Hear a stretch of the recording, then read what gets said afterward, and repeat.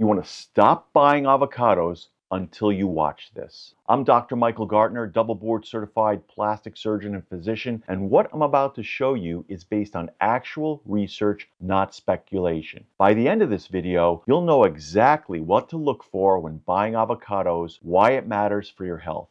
What's actually inside an avocado? You're getting healthy monosaturated fats, about 70% of the fat content, 10 to 12% of omega-6, which makes them one of the best fat sources you can eat. Compare that to seed oils like soybean or corn oil, which are 50% or more. That difference matters because the excess omega-6 drives inflammation in the body. One medium avocado contains anywhere from 500 to 900 milligrams of potassium. That's more potassium than a banana. Potassium is crucial for blood pressure regulation, muscle function, and cellular health.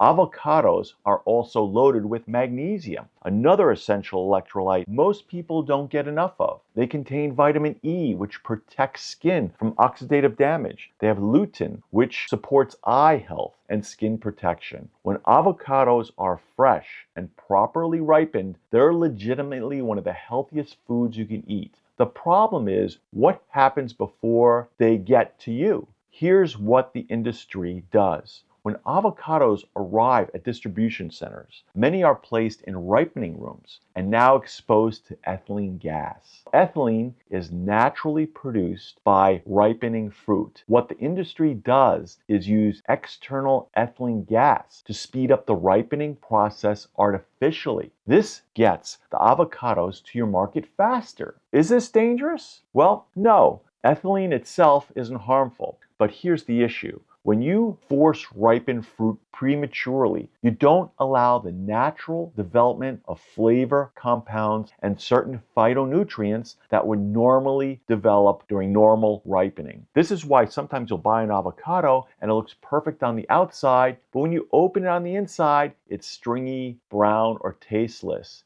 This doesn't make that avocado unsafe to eat. It just means you're not getting all the nutrients and vitamins that avocado naturally have. So how do you select quality avocado? Hass avocados, the small, darkened skin ones from California or Mexico, are your most reliable choice. Avoid avocados with overly shiny skin. They coat them with wax to make them look more appealing, but this can trap moisture and lead to faster spoilage. Here's how to test for ripeness. Remove a small stem at the top. If it comes off easily and you see green underneath, the avocado is ripe and ready.